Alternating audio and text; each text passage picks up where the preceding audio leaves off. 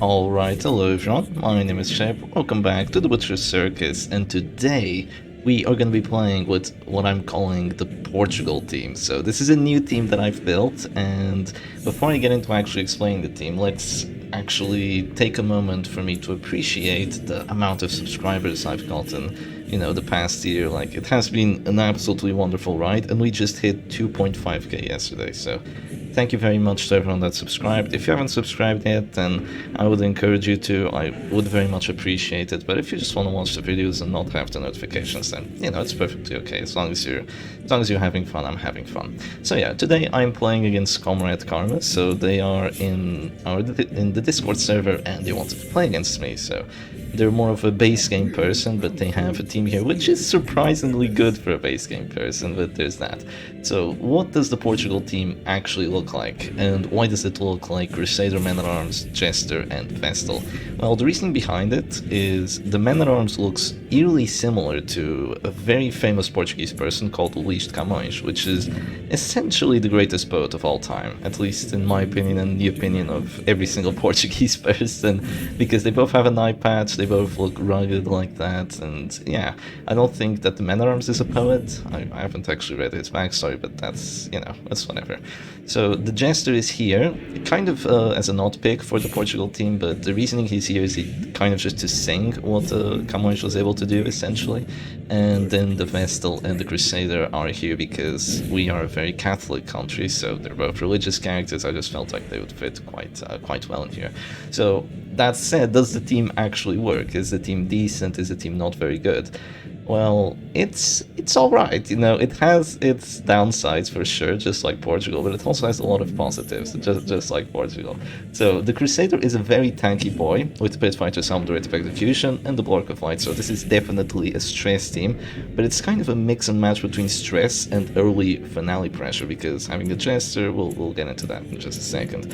So the Crusader is just regular stress satyr, he's quite alright. The Man-at-Arms is a full-on support Man-at-Arms, and he does have Bell, of course, but he has Exotic Snuff and Numbing Instance. The reason behind it is because if you have a Vestal, you really want to make sure that she stays in position 4. Of course, if you're playing against a Shield Breaker, that's not going to be too easy to accomplish, but if you just make sure that you can guard her, in most situations the Man-at-Arms won't be able to get stunned anymore, because with 120 stun resistance it's almost impossible. It's silly to go for it, because if you have like a 20% chance of getting the stun, you won't go for it, because that's just a chance of passing, essentially. So you bring both those trinkets to make sure that the Man-at-Arms can keep the Vestal safe. The Vestal has a stun trinket and a healing trinket, and what this team essentially wants to do is make use of the Jester, and with the Jester you can get an early finale, and after getting an early finale kill, technically with the Vestal superior healing and, the bolster and the Crusader being alive and all that, you should be able to just snowball up match from there and slowly output stress and do whatever you want.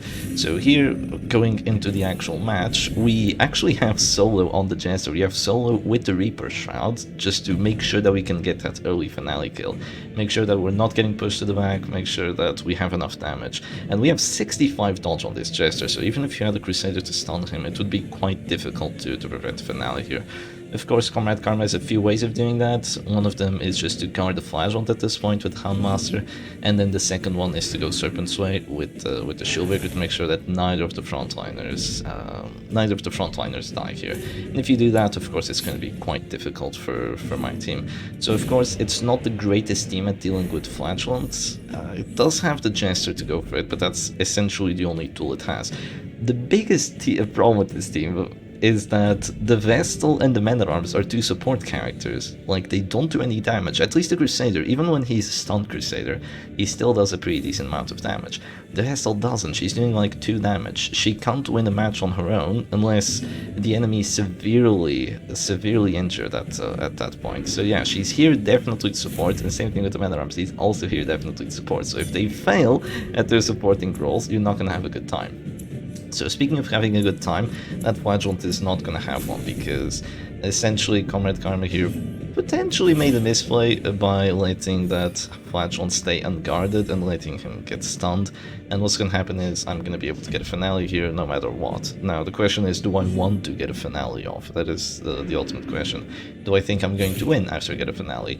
Well, my idea here was, after I get a finale, it doesn't matter whether I go for the finale now or next, or after the Man-at-Arms section, by the way, but after I get a finale now, as long as I can heal my Vestal, I'll have more actions than my opponent, and I'll have 2 healers, and a person to guard, though he probably won't be able to guard, because, you know, puncture shenanigans, complete BS, whatever, who cares. So yeah, as long as I can keep my Vessel alive here, I should be able to have a reasonably good time. So I'm gonna drop a command, because there's 2 dodge characters on the enemy side. I don't think I've actually been able to use a battle ballad, or have I? No, maybe, I think I was able to use a battle ballad. Yeah, I think that my opponent didn't actually go for the immediate puncture. They went for an Adder's Kiss and failed the blight on the Crusader. I forgot to mention, but that did happen. However, well, that doesn't do good, does it? A Vessel that had a crit for plus healing skills goes down to the first Death Store check. That isn't even an Antiquarian with Finisher, by the way. That's just a regular good old Antiquarian just getting the 25% death blow, but what can you do about it? Well, what you can do about it is just wreck the enemy team with a crit Zealous, forcing the Shieldbreaker to go Masochistic, which is probably the best thing that could have happened to us. Even though Masochistic is usually a very good affliction, it's not good at all on Shieldbreaker, because not only does she lose 15 dodge, when she actually hits herself, you can remove an Aegis block with that, so it's quite nice. And look, that's another Adder's Kiss Blight missed, which is just wonderful. But if you look at how the game's actually going right now, my Man-at-Arms is essentially worthless, because whatever I do, it gets countered by puncture. If I command, I already have a battle ballad, so it is helpful, but it's not going to change the world. And if I go bellow, it's like doing 10 stress if it hits to the characters. Like, it just doesn't accomplish too much. This stress team doesn't output enough stress. It's a really difficult one after you've actually lost one character. So I just decided to guard the Crusader for a couple reasons. First, if you want to hit him, you're gonna have to get through the the bleed resistance and the protection, and you saw me hover over that because I actually had 120% bleed res, and somehow the Houndmaster got a 10% bleed chance. And I was talking with Karma, or Comrade Karma in that moment, and they were like, yeah, that's justice for failing the 2 Adder's Kiss fights. So it is indeed justice. So here we go for a Dark Stab. It actually hurts quite a bit. 7 to 13 is way stronger than what a normal Dark Stab does. It usually does 6 to 11. So having that much damage on it is really quite a nice thing to have. But yeah, if they want to put our Crusader out of guard, out of the guard stance, they have to go for a puncture. But if they go for a puncture, they risk their Shieldbreaker being at Death Star, which they obviously don't want to do. And puncture isn't as good as, expose, captivate, whatever other abilities they might have. So yeah, I am gonna drop a Zealous here, and sadly not a Deathful, because the Serpent Sway does give you the Aegis block, but I do a lot of damage. Why am I doing so much damage? Well, if you guard the character and use a command buff, then that character is actually benefiting from the plus damage while guarded from your own Man-at-Arms, so you don't actually need to have 2 people guarding to make use of those command buffs. So here I just decide to drop a bell, because that's an immediate affliction, and it's also the Shieldbreaker getting close to dying. I don't really need to get a death blow on her to just take her out. I can just get a win through the heart attack. That's essentially what I want here. Let's be honest, if my Vestal stayed alive for another turn, if I had somehow moved my Jester up to position 1 with a solo or something, the Vestal could have gone for like a Divine Grace on my Crusader for like 25 or something, which is an Adder's Kiss Blight, but let's ignore that for a second. And then my Crusader could possibly just 1v2, 1v3 this. Would have been really, really freaking good, but it's not the greatest situation for us. So here comes a puncture. The guard is broken, so now my Crusader can be hit with abilities that aren't just AoE, and that actually matters quite a lot, because the Antiquarian is battle debuffed, and my Crusader has 55 prot. If he gets a crit, he's gonna go up to 70, so Fetching Vapors could potentially not do damage. So here comes the Zealous, a bit unnecessary to get the crit there on the Shieldbreaker, but I'm not going to complain. Right, but Shep, didn't she have to do Aegis blocks? She did! But what happened was that she hit herself and removed the final Aegis block that she had. So Comrade, instead of going for the Serpent Sway, played quite greedily to go for that puncture. But it might pay off, because my Crusader is now at their store, and yes, it does pay off. It's a 25% death blow chance. So I wasn't too happy about that, obviously. That's two 25% in a row, in a situation where if they didn't happen, I would most likely be winning here. So I was definitely saddened to see that. And at this point, you just have to look at that Antiquarian and think, how the hell am I gonna kill that Antiquarian? Because my Gesture is dropping to 0, I don't have any heals, my Man-at-Arms is dropping closer to 0, and the Antiquarian is at full HP and like 50 stress. I don't know how I'm going to win this match. Well, I know a path to win this match. The path is to take the doggy out and then somehow take the Antiquarian out, but that's way easier said than done. So I thought that the Jester there was gonna hit himself with that act out, but he actually doesn't. He just moves forward. You know, Hopeless is the move affliction and goes for a Dirk Stab. Gets a very nice crit. It is surprising how many crits you actually get with Dirk Stab if you do have the Reaper Shroud. That 3% matters way more than you think. It's definitely an interesting decision, running Reaper Shroud over, for example, Pit Fighter's Helm to make yourself tankier, will make you have 40 prot, or running it over like a finisher or even a Hemlock. But the reason I have it's just because I really want to get that finale through. I don't think usually you have like too many turns to get your finale damage up with a team like this before it's still going to be good getting the finale, but if you get it in the first few rounds, you're eventually just going to have so many more actions in your opponent. That's going to be what wins you the match. So here is not the 25, finally. It's my Jester staying alive for a little bit. I tried to guard him because I was hoping that with protection, with 50% protection and the debuffs, he could maybe resist a Death Store check, or not resist Death Store check, get hit for 0 and not even get Death Store checked. And with that I would stay alive for a few more rounds, I'd be able to get a few more Dirk Stabs off and kind of get an advantage from there, but of course Hopeless said no, and now he's probably going to die. So yeah, here comes the Houndsary. He does get hit for 0 with that Houndsary, even though he wasn't guarded, but he does take some stress from it, so interesting decision by Karma to do that. Here I'm just going to decide on the Dirk Stab before I can't have a Dirk Stab. Jester says, what a joke, a little bit of stress, and there goes another crit from this Dirk Stab. Just absolutely ridiculous how many crits he can get with this. And now it's a 2v1, which is actually better for Karma here, because they can actually go for the Festering Vapor, and it's probably going to do damage now, because with the last character standing buff you get plus 10% damage. But they don't go for it. They feel like they're in a good enough position, and what looks like it's an unwinnable position here, which it definitely is going to turn into a potentially winnable position, because I dare Comrade here to just don't use Nervous Stab, trust me.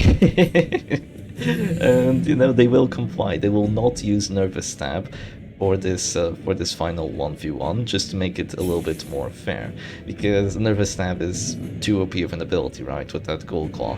It's definitely not, but in this situation it would just be a confirmed win, because I'm never going to make you do 0 damage, and I'm at Death's Door now. You still have 100 stress to go before a heart attack, so if this was just Nervous Stab Antiquarian, you would have to go Fearful, which you do, and you'd have to pass like 10 times in a row for me to win, with Nervous Stab still being a thing, something of the like. So it's essentially impossible for such a thing to happen, unless you dream, of course. But well, there goes the first pass. And the reason behind Fearful being that freaking good for me is because without the Nervous Stab existing, if you only had Festering Vapors to hit into this Man-at-Arms, you would essentially be unable to do damage, because Fearful's minus 25%, and with the protection, Festering Vapors really likes doing 0 damage, especially when there's spell debuffs.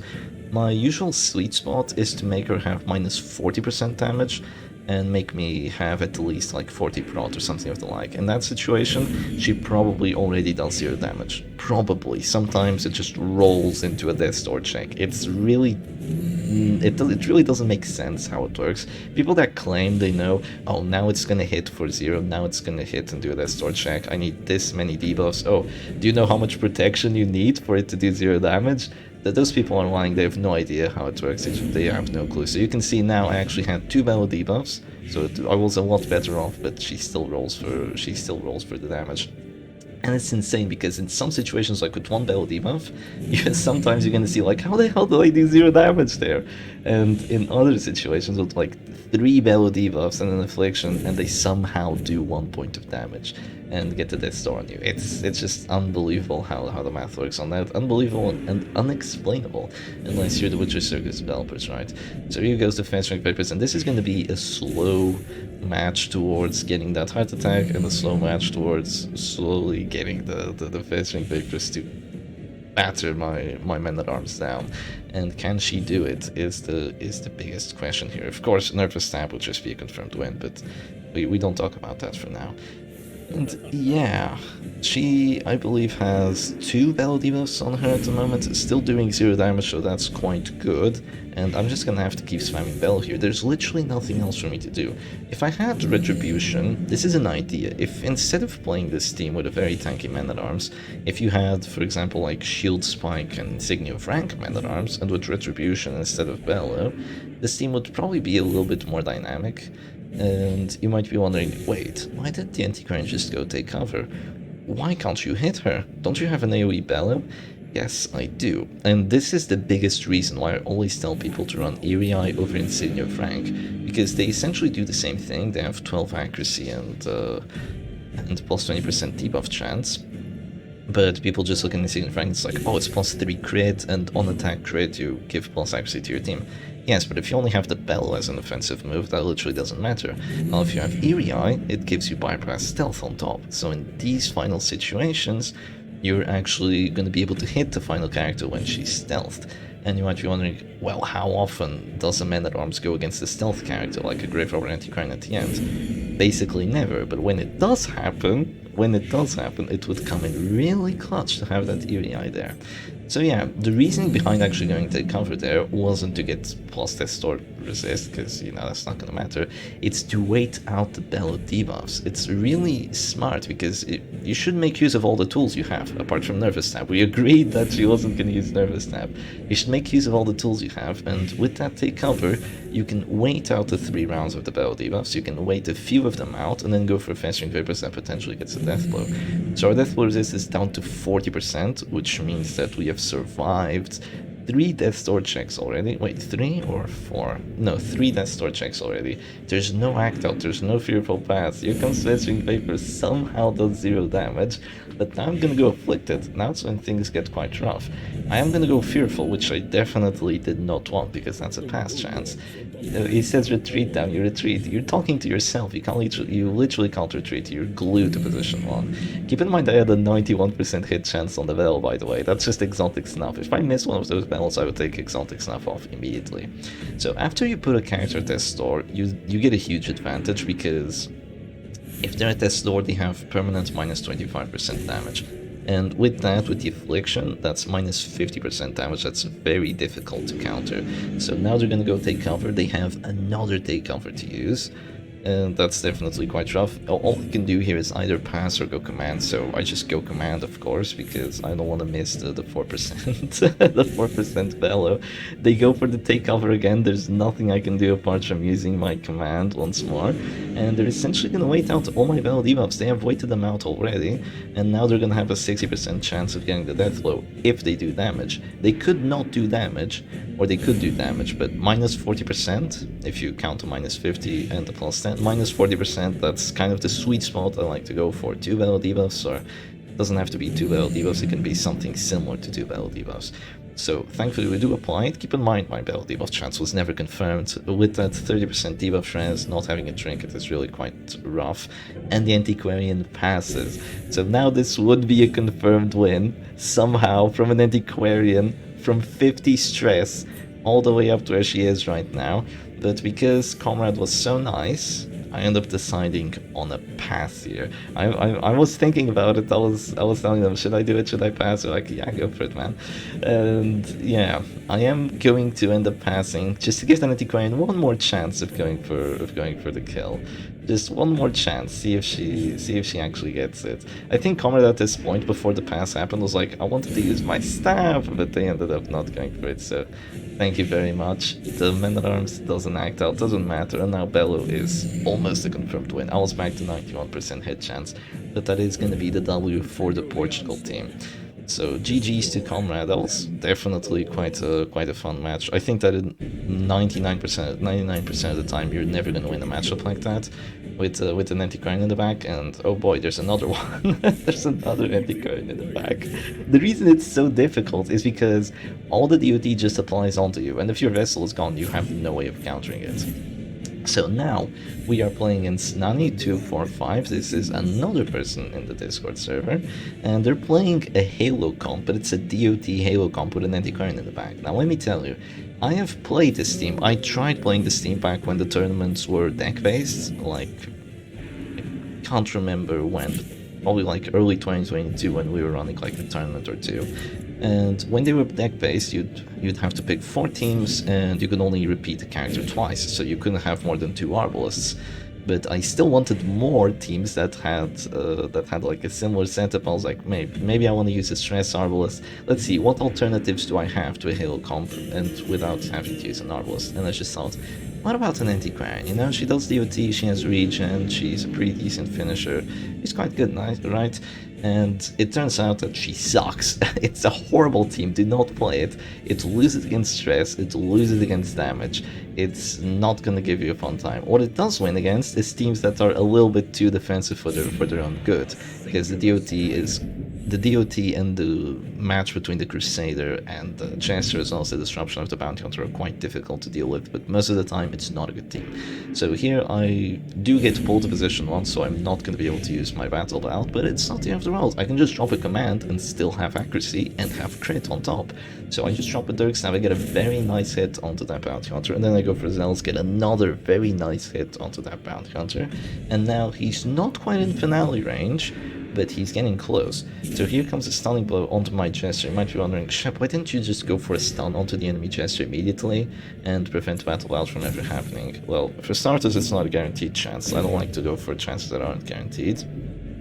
And then secondly, I feel like probably it would have been better just stun the Crusader, because if I didn't stun the Crusader would stun me, I wouldn't get Block of Light off, and the reason I really want Block of Light is just to have the protection to potentially just repeat the previous match that I had and make sure that the Antiquarian deals 0 damage at the end, because this Antiquarian doesn't have the stab, so that could come in very, very clutch for me here. So I do get to go first next round, and might be wondering, well, why did you drop the stunning blow, or not stunning blow, why did you drop the dazzling light on the Bounty Hunter? Well, there's 2 reasons. First off, I don't want to get uppercutted, I want to get the finale off. The second reason, I want to get caltrops, because I can't clear it, and it's just going to be DOD to add on to that Festering Vapors with Materia Pestis.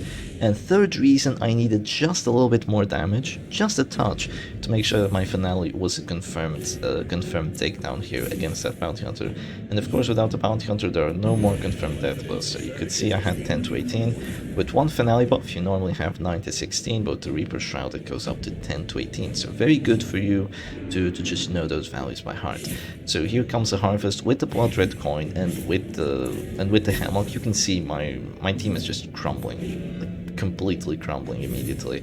So I feel like Nani actually did a misplay there. The previous round I shouldn't have done whatever I did, which was a bell. I should have guarded the Crusader immediately, because with a guard here that prevents the enemy Crusader from going for a stun on my Crusader, and if they don't have a good target to stun, they're essentially worthless. So that's what I should have done. They should have punished me for not going for my command, for not going for my guard before I went for my bell, but they didn't punish me, and now they're forced to smite for 4 damage. So it's definitely much better for me here in terms of frontline. But my team is essentially crumbling, but I do have a Vestal. The match looks not won, but it looks like I'm in a decent spot. I have 2 healers, I have a character advantage, and the Crusader is already in a pretty rough shape. He's at 18 HP and 70 stress, so things are looking up for me. The enemy backline is, of course, you know, just having a wonderful time, but overall, they're gonna go down eventually if I can get the corpses away. If I keep my Crusader alive, Zealous, like 2 Zealouses, and they're essentially in a horrible spot again. So that's really what I want to do here. So I drop 1, the Crusader is at 6 HP, almost afflicted as well. Zealous just hurts so freaking much. And you might be wondering, well, this team looks like it has a kind of a problem against backlines, doesn't it? And yes, it does. Crusader can't reach, Vestal can't reach, Jester can only reach with Finale, and of course Finale isn't enough to guarantee a kill on the backline, unless you get like 8 buffs, and then sure, you're gonna kill like an anti-Karn immediately, but that was kind of a... I don't have time to get 8 buffs in this matchup. So yeah, the reasoning behind not having to reach to the backline was just kind of how the team was built. I think that this team would be a lot better if you, instead of having a Vestal, which is a decent character, you know, Vestal's kind of a decent character, instead of having a Vestal, you just had a Flagellant, which is also a support character, also a healer, but has a way better offense. It would probably be a much better team, but at the same time, it would just be twin bosses, which is Riley's team, so you know, it would change the team entirely, and I don't feel like a Flagellant it makes too much sense in terms of a Portugal team. It doesn't. I don't think we had any Flagellants back in the day. I think that was more of an Italian thing. I'm not entirely sure. You know, it is based on the history, the Flagellant actually existing. So yeah, here the Crusader went vigorous, so I was pissed. I wasn't courageous pissed, because courageous really triggers me. But no, it wasn't courageous, it was just vigorous, the second best virtue. So definitely quite a rough thing to have to face, but not the end of the world. So a thing that a lot of people don't actually know about Vigorous is that it gives you plus 40% damage. And wait, what? 40% damage? It gives you more damage than Powerful? Yes, it does, but you have to go first for it to work. But the Crusader is kind of just put on healing duty right now, so getting that virtue isn't gonna change too much unless he's like the last character alive, and then he just has to go for the heals.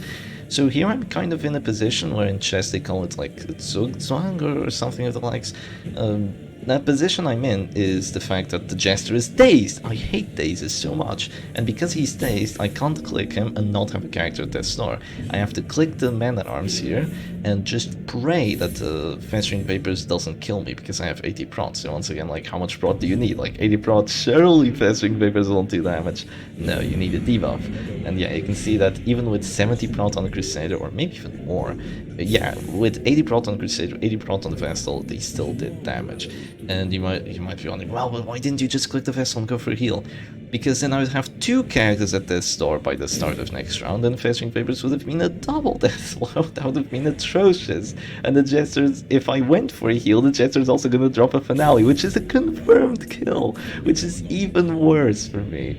So yeah, what looked like was a very good start to a match has turned into an absolute disaster, as my team is just crumbling, absolutely crumbling, and I just can't stop my opponent. Because even though I have some attacks, like the Vestal isn't gonna get kills. She can disrupt, but after the stun, I mean, I can stun another character, sure, but she's just not doing damage. And even though the Crusader is slowly doing cells, and he's definitely doing his job, the enemy Crusader is also doing his job.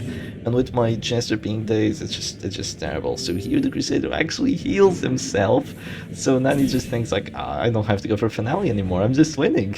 I can just go for a stun here, because my Crusader is so damn OP, and the Crusader is indeed OP. I could have gone for a heal here, but considering that my Jester would just drop back down to 0 immediately, I just end up going for a stun onto that anti-Quarian. Maybe a misplay, maybe I should have gone for a heal, would have kept my Crusader a little bit more healthy, would have made sure that my Vessel wouldn't die immediately to a Festering Vapors, but I just felt like I had to get rid of the anti-Quarian action for a second, and if I wanted to win this match, I would need to get very lucky with the death blows. I would need to get a Dark Snap kill right then and there. I would need to resist 2 Death's Door checks with from the Festering Vapors, and then I would need to perma-stun that anti-Quarian and get like 2 crit analysis to make the Crusader just have a heart attack. That was my path towards victory, but I don't feel like that's happening. So the Jester goes for a Dark Snap onto the wrong character, not going for the kill on the Jester, and at this point it's just essentially over, because that anti-Quarian is just too darn strong with the Materia Pestis and with the finisher. So what is normally a misplay, bringing an anti-Quarian instead of an Arbalest on the Halo comp, here turned into probably the best thing you could have done, because it just shreds my team apart. And it is quite sad, but such is the way of the Butcher Circus. So yeah, big GG's to both my opponents. I hope you like the Portugal team. If you just run it with Flagellant, it's way better than running it with Vestal. I don't think Vestal is that bad of a character. I just think that she fits into like one team, which is a stun team. and that's about it. She really doesn't fit too good anywhere else. Not a hybrid between stress and damage, not stress teams. She just has one good fit, and that's it. Maybe two fits. Those kills that could have, those teams that could have very early kill, and then the vessel just heals like crazy. That also works. But anyway, you're a lot better off getting a flashlight rather than the vessel. Just bring flashlight with reclaim, bring Rain of Stars even if you want. If you don't want to have Reclaim, like the anti-Grant just dies to Rain of Stars immediately, the match would have been easily a confirmed win. But yeah, GG's to my opponent, and I hope you all enjoyed the video, and I'll see you again another time. Cheers.